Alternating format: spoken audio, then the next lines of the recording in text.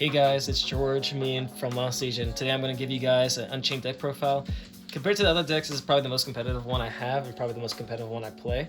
The deck's really good, a lot of people don't expect it, and it's really good at just grinding. Picture as a true Draco matchup, but without half the scummy players. Alright, let's go straight into the deck profile. We start with 3 Aruha. I'm picking up Prismatics eventually. If someone can hook me up, that'd be great. But Aruha is typically your starter. You reveal her from hand, and then you target one card in your field, you pop it, and it special summons. It locks you into Fiends, but typically you use this card to pop one of your traps.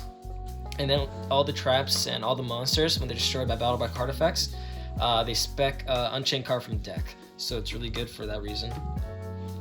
For the follow-up card, we use Rakia. I call it blue. She's a quick effect, target a card in your field, pop. Cool interaction, you can use Rakia, so say you have a Nibiru in hand. Rakia also locks you into Fiends, so what you do is after your opponent summons 5, you use Rakia, target itself. You don't summon any card from deck, because if you use the Unchained cards to pop themselves, say I use Rakia to pop herself, or Ruha to pop itself, they don't spec from deck, but they still lock into Fiends. So Rakia, if you use herself to pop itself, Nibiru tries to resolve as much as possible, so it'll just tribute all the cards in the field, and you get to keep the Nibiru in hand for next turn. So there's that. The card that's basically the +1 of the deck, you use Samara. You play 3 Samara. Samara is really, really good. It lets you grind games and gain advantage. This card, it's Ignition effect, so watch out for that, but it lets you target one Unchained card in deck and lets you set it. So you can set a monster, or you can set a trap, and then it lets you pop one card in your field non-targeting. So you kind of bait your opponent if they have a Cosmic or something.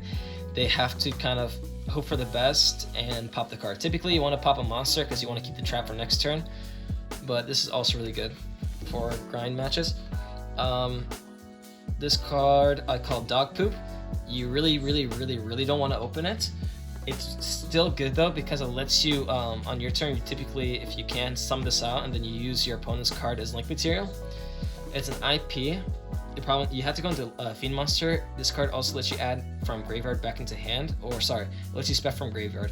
It's not that great, so I really only play it at 1. You can play more of, but I'd honestly say no. It's also level 8, which we'll get into later. You also play 2 of the Abominable Unchained Soul. This card's really good and lets you also go into your link too, and you can summon it from your hand or your deck. So say you pop a card and you have this card in hand, lets you summon it. The card lets you discard a card from your hand, and then a non-targeting pops a card in your opponent's field. So you really make them respond, or you just get the free pop. This card also says that this card was sent to the graveyard except the turn it was special summoned. You get to special summon again. So the card also recurses itself, which is nutty. It's also level 8, which we'll get into later. For hand traps, these 3 you could probably change, but I played 3 Veiler. Veiler's not that great this format, so you might be able to change this to Skullmeisters or Ghost Bells or DD Crows. I just kept this in for last format because normal summon decks are still really good, and really just can't beat a multiple negate send to graveyard target negate. Really good card. Can't say no to Ash Blossom, Joy Spring. Gotta play one of each rarity to really peep off your opponents, but card says can't send to graveyard, or second, negate his search. Your opponent can't send a card to the graveyard. Just really good all around. Really good this format. We also play 3 Nibiru. People say Nibiru's not this good this format. People just say that so they don't have to play it's called around Nibiru themselves. Card just really punishes people. Most Yu-Gi-Oh players that you meet casually are really too greedy and won't respect the Nibiru, so you just really punish them with this card. As I said before, you have the cool Rakia information, as deck is also blind second, so I really don't care about Nibiru resolving, and typically your deck can grind out games, so you don't care if your board gets attributed to. And because this deck is going to second, I play the 1 Pankratops, and I also play the 1 Mind Control. Mind Control I don't see really this much this tournament, but I don't see why not. It's a free steal. You really can't beat that, and Pankratops is a 2-for-1. Really gets over any person who's still playing Shadal Invoked. You just beat over the Mechaba, and then you pop a card. For the continuous spells, for the spells, we play 3 Abominations Prison. Watch out. Don't use Reiki's effect, or sorry, Samara, to reset this. This card is not Unchained, doesn't have Unchained in the name, so you actually can't search it. But this card lets you search any of the Unchained cards, and if it's set, you can pop it and search it. Typically, you don't do that. If say if you draw 2, you just keep it in your hand for a later turn. Really good, really pretty. Searches everything in the deck. Play the 1 monster you're born because it's a free extender. A lot of people are gonna get mad at me for doing this, but I play 3 Pot of Extravagance. The deck does use the extra deck a lot. You really don't want to banish 3 of your twins, but having the draw 2 is just way too good, and you don't need all of your extra deck to resolve, or you really need your extra deck all to win a game. So you'd rather see 2 cards that lets you push your game than not see those 2 cards and just go broke.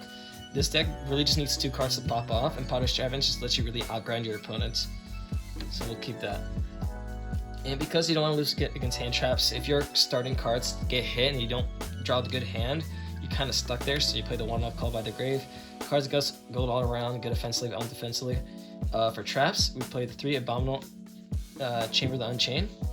This card is your Call the Haunted, and also it's non-targeting. So, say your opponent has DD Crow, Call by the Grave, let them target whatever card you want in graveyard. You summon another Unchained card. Also, it lets you summon 1 from hand. So say you have the dog card in hand, it's really sucky if you do. You can use the spec from hand. So this card's really good adaptability all around.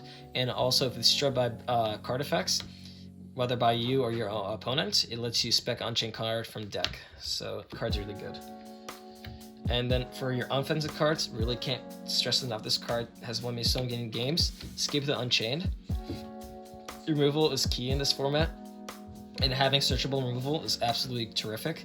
This card says pop your card and your opponent's card. It's targeting, so instead of -1, you go +1, and your opponent goes -1. Card's searchable, so it's even better, and just really good all around. And then for the final traps, we have 3 Impermanents. Again, I'm probably going to switch out the Imperms and Veilers for the Gamma package, and maybe Meisters or DD Crows, but you really can't beat Impermanence and Veiler, but that's my personal opinion. For the extra deck, we have 3 Soul of Rage. This is your IP in the sense that you get to make this with your dog or your Abominable Chainer of Souls. Use this to link off your opponent's cards. Really linking off your opponent's normal summon or keyed cards. Say they have a tuner or synchro. You just use this card to link off the tuner, and then your opponent's just stuck there with 2 level 3s or a level 6 and nothing else to synchro with. It's really good against virtual wards.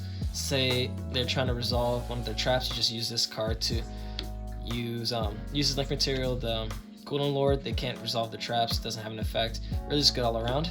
Also, this card has an effect when it's destroyed by card effects or by battle. You get to add Unchained card from your deck to your hand. Typically, you go into Unchained Soul of Anguish after you go into Soul of Rage. Card is not a quick effect. This card lets you link summon on your turn. So typically you don't use it, you just use it to after your Soul of Rage. Also has the same effect, lets you add a card back to your hand if you destroy a battle by card effects. Just also a little bit beefier. You can also go into your Nightmare packages. Typically you can't go into your Cerberus or Nightmare. These are just more for toolboxing, but you can link them into a Dark Monster. So you go into Unicorn, so you link off your opponent's card, and then you get to spin another card. So it's 2 interruptions for free, and you really can't beat that. Nightmare Phoenix is just really good. Cerberus lets you pop a card, trigger off your Abomination, which we'll get into later. Really just toolbox cards that we have.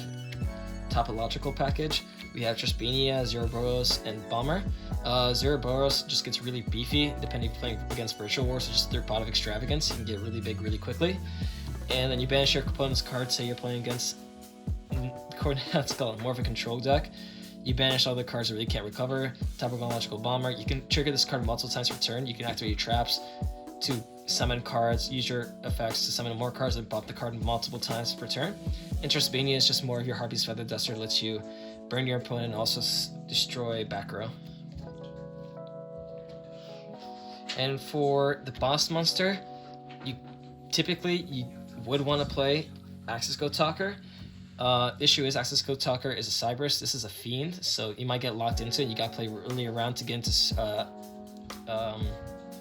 Access Code Talker.